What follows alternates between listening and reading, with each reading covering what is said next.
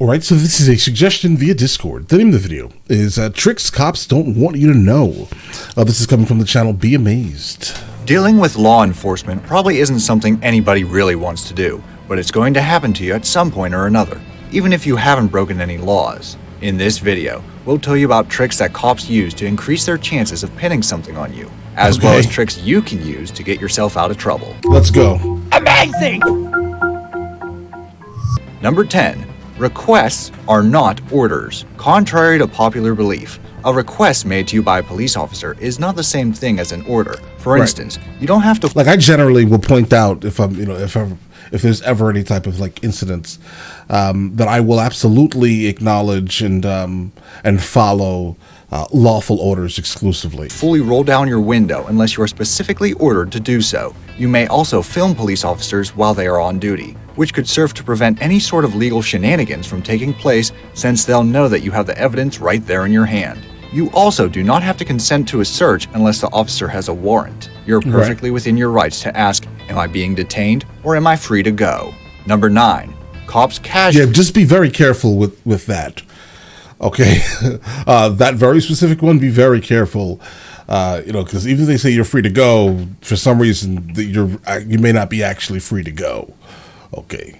Fish for info. So you've just been pulled over. The officer asked for your license and registration, and you provided it. You should assume that everything that happens after this is them searching for information under the guise of casual conversation so that your guard isn't up. Anything you say right now could potentially incriminate you and end up being used against you in court. Yeah, that's why I don't answer questions. Even though it just seems like a normal conversation. At all. You should only tell officers what they ask to know, in as short of answers as possible. This doesn't mean that you have to be rude, only that you should just answer whatever questions they have that actually pertain to the traffic stop itself. You do not have to answer questions about anything else. If they seem to be trying to lead you into conversation about something else, try politely asking what the outcome of your alleged infraction is going to be.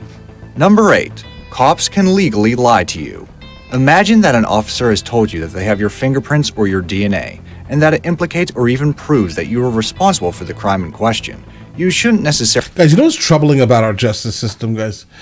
Like, what kind of justice system do we have if it's a game? Like if it could be used as like a like this feels like a ploy. It feels like a game. Like if we have to kind of know all the ins and outs, if that makes any sense. I think we have some issues, guys. I mean, this is not generally okay. Because again, traveling the world, I've experienced, cops in other countries, and it's never this. It's never like it is in the United States of America, guys. Like ever, it's never. And obviously, we also have the largest prison population on the planet, guys. So just, all right. Necessarily believe them.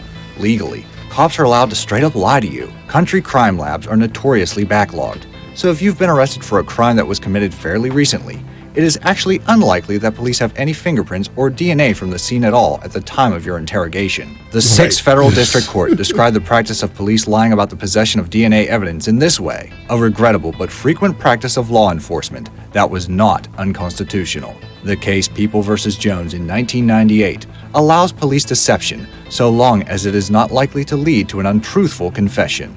Number 7. Cops can administer fake tests.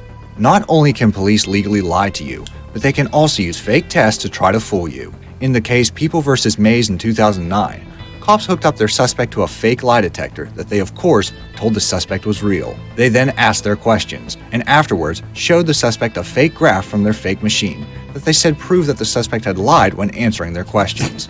That's kind of what I'm talking about, guys. It's a little weird. The suspect then admitted to having been at the scene of the crime, and the court ruled that this was a voluntary and admissible confession. In a similar case, detectives washed the suspect's hands and then applied a field kit used for testing if a substance was cocaine or not that changed color. When it changed color, they told the suspect it had done so because they had recently fired a gun with those hands.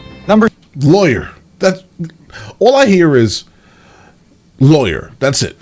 Personally, bro, just say lawyer. Doesn't matter what it is. Listen, traffic ticket, lawyer. 6. Police confiscate stuff to fund themselves. Yeah, civil forfeiture is absolutely a byproduct of our overall justice system, guys. I mean, civil forfeiture makes it so, in the eyes of the state, you are literally property, your product. Civil forfeiture is a process whereby the police can take money, cars, and even homes that they suspect are involved in criminal activity. Unlike criminal forfeiture, the owner of said property doesn't even have to be convicted or even charged with a crime in order to permanently It's straight theft, guys. lose their property. Completely. You then have to get a lawyer and prove that your property wasn't actually involved in criminal activity, or the police can simply keep it as funds for themselves. Obviously, you can see how this system encourages civil forfeiture, Right. since everybody likes money. Right. In these sorts of cases, it isn't uncommon for prosecutors to tell you that your case isn't complicated enough to justify you hiring an attorney. Know that it definitely is, and that you need to be on your guard unless you want your property to become part of the police department's budget for next year. Bro, lawyer. Don't answer questions. Lawyer. Number 5. Ways to hide from cops. This clip contains what is probably the most important and useful trick on this entire list, so make sure you watch closely so you don't miss any details. As you can see, by simply carrying a relatively small piece of ductwork with you at all times, you can use it as a quick disguise should you ever become engaged in a foot chase with the law, as long as you are in some sort of urban or industrial area. Once you spring your disguise, you should become virtually invisible to the police. Commentators on the video, presumably professional criminals, describe the unique tactic as impressively stealthy and pure genius. But, oh, God, guys.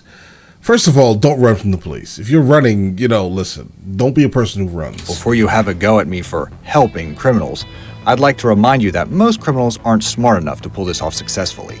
Number 4. Right. Complaints against police officers can be destroyed.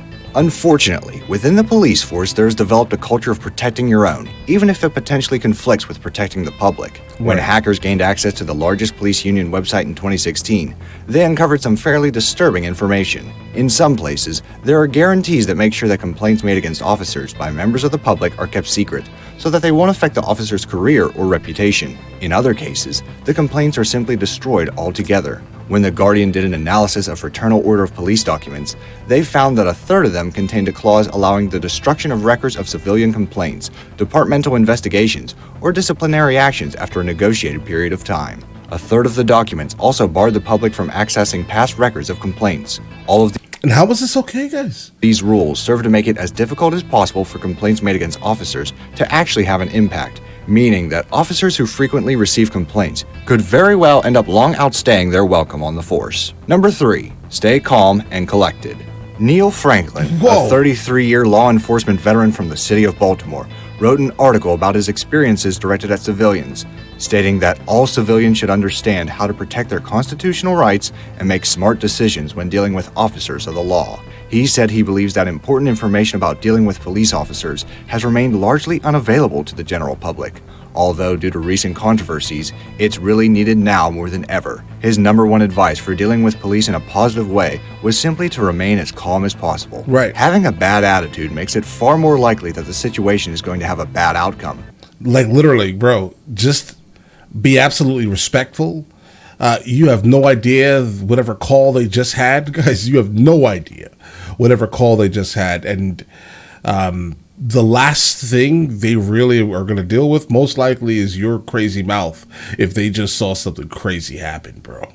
I mean, PTSD exists in everyone. Cops are absolutely not immune from it, right? So whatever they just encountered, they could, by definition, being human, walk into the next case with like a chip on their shoulder, right? And then the only thing you really have to do is get an attitude, and then they're going to meet you on that level, bro, right? Absolutely. So always remain absolute calm and respectful. I tend to speak very slow so they comprehend that I'm not answering any of their questions, right? Straight to the car. I do not consent to searches. How are you doing today, officer?